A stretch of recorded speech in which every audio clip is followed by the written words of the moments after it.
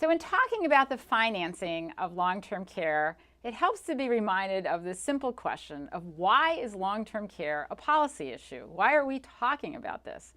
And there are four basic reasons. First one is that there are high costs involved in providing long-term care, both for individuals and for all of us as a society. The second is that the risk of needing long-term care is a risk that is facing everybody, and it is largely an unprotected risk. A third reason is that the costs of these services not only are high, but they are increasing. And lastly, the social programs, what we think of as a safety net, is inadequately financed right now and very poorly coordinated. So we're going to talk more about these particular reasons for why long-term care is a policy issue, and they all relate to the financing. This slide shows you the national spending for long-term care by different payers. This comes from 2011, which is the most recent data that we have on spending for long-term care. And you can see that the total amount that we spent on long-term care services was $357 billion, or I think of it as $360 billion. Just keep rounding up.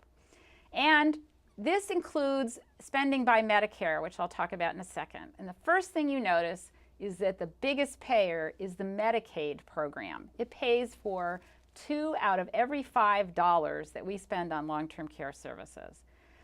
The second biggest payer is the Medicare program, which pays for a little more than 1 out of every $5 that we have spent on long-term care services.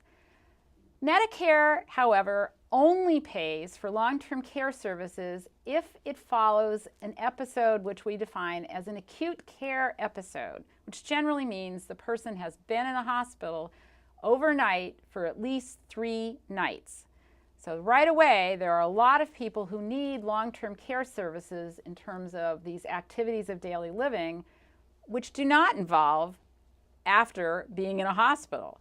So Medicare really is paying for long-term care services that are rehabilitative. The notion here is that maybe you had a stroke, maybe you fell and broke your leg, and you need some amount of skilled nursing care, generally provided in a skilled nursing facility or a nursing home that has a skilled nursing facility, or at home with nurses and physical therapists, occupational therapists visiting for some short period of time.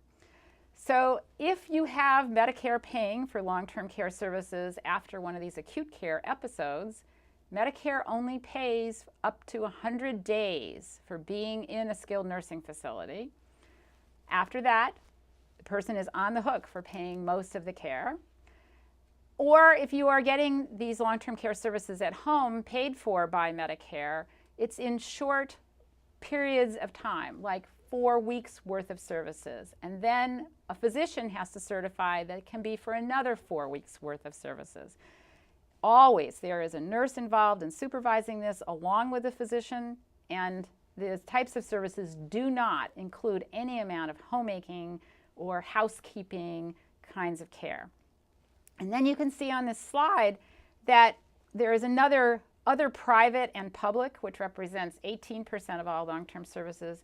That's where the Veterans Affairs Department, which pays for long-term care services of veterans, the money is in that piece of this pie.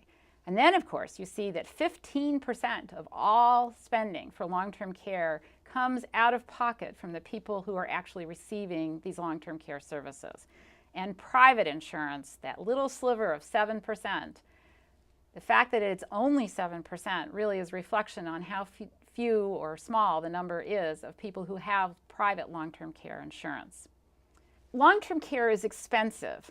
The median annual cost of nursing home care in 2013 is $84,000 for a semi-private room. When we're talking about median, we're saying that half of the cost of nursing home care is greater than $84,000. And this is a semi-private room, which means that you are sharing a room with somebody else. And I don't know about you, but I have not, other than my husband, shared a room with anybody since I was a freshman in college. And most people really don't like sharing a room with somebody else who may wake up in the middle of the night and groan or want the TV on. It is not private. We call it euphemistically semi-private. If you are getting long-term care services at home, the cost of that home care really depends on the level of need. That is, how many of those activities of daily living do you need help with? So if we, just for round numbers' sake, use $20 an hour as the wage or the amount that you would pay to an agency for somebody providing long-term care services, and the person needs 24 hours of care for 365 days a year, we're talking about $175,000 as being the cost for getting care at home. And I should warn you that $20 an hour is an underestimate. You probably ought to be multiplying by $25 at least per hour. Which means that a lot of people are getting unpaid or informal care from spouses or parents, if we're talking about young adults, or from friends or other relatives. And this has direct and indirect cost implications on the people who are providing this care. In particular, the indirect cost implications relate to their stress in providing this care. There is a fair amount of evidence that people will die within, if we're talking about a couple, that this spouse who survives the one who dies will die on average about 6 months later.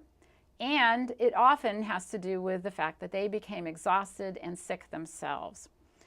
In addition, it is the case that children or a spouse who may not be earning a lot of money is really in a bind, in the sense that they want to buy more care for the person who needs these long-term care services, but to be able to pay for that, they have to work full-time.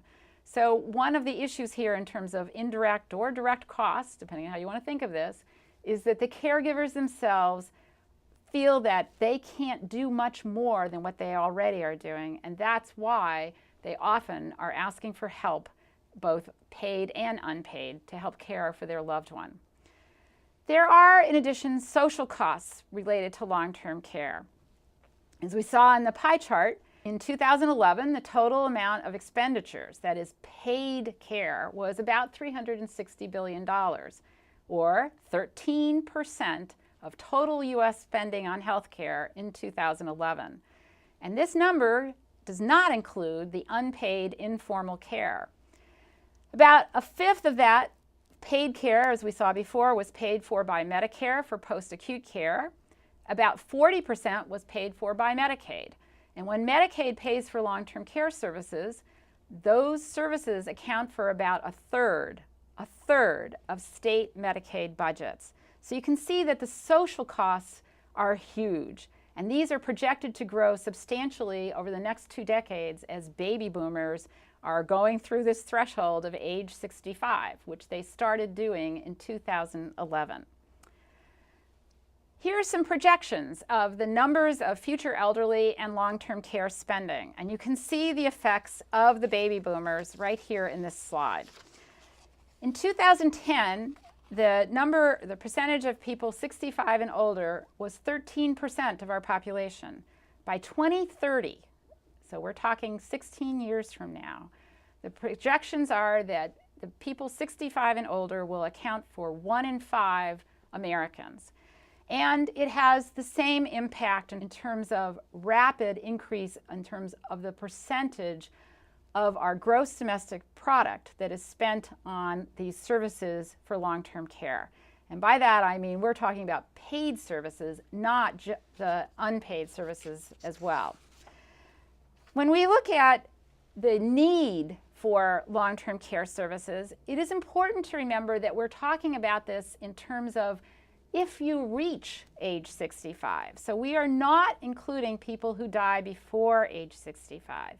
And as this slide shows, you can see that there are about 30% of all people who reach age 65 who are lucky. They will not need any long-term care services. They will not need help with these activities of daily living.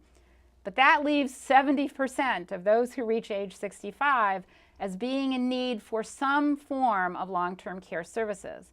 And as this slide shows you, we can look at this both in terms of the number of months or years that they need help, or the amount of money that they are likely to spend on long-term care services during their remaining lifetimes. So if we look at the lengths of time that people are in need of long-term care services if they reach age 65, you can see that about 20% are going to need services for more than 5 years. Now, some of that help may be pretty minimal in the first year, but by the time we're talking about 3 and 4 and 5 years and more, we're talking about really a lot of assistance with the activities of daily living.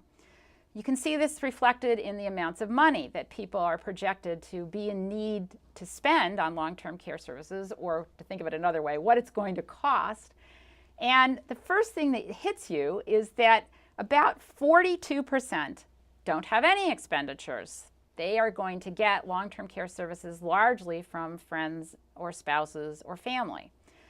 In fact, if you look at it in terms of do you have to spend less than $10,000, it's about 62% of all of the people who reach age 65 have pretty small expenditures.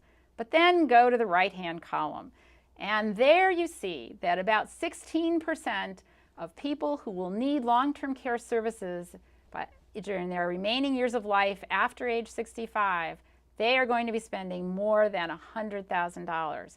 And these numbers of dollars are in 2005 dollars. So if I were to bring this forward to 2014, I am likely telling you that around 16%, 17% of those who reach age 65 will spend well over $130,000 on long-term care services.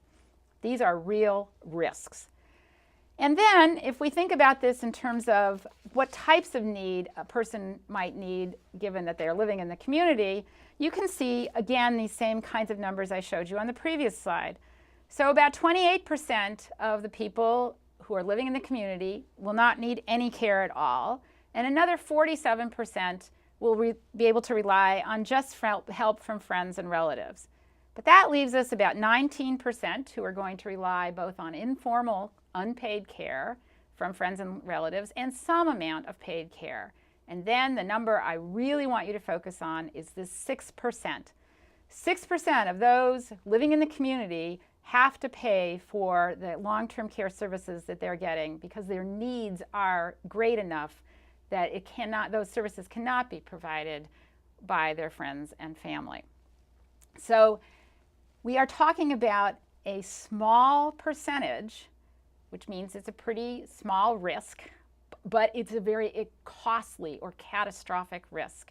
And this is a risk that everybody shares. So even though we can talk about the previous slides with people who don't need any amount of care or really won't spend very much money on it, they are still in the general pool of people who have a risk of this 6% where it may cost them a lot, even living in the community. And of course, if we add in those who live in a nursing home, then that risk gets higher.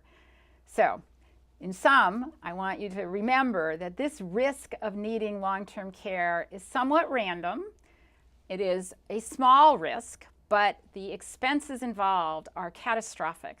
Most people cannot afford these expenditures that are well in excess of $100,000, and they certainly can't be involved in it with a time horizon of more than 5 years if they're having to pay for that care.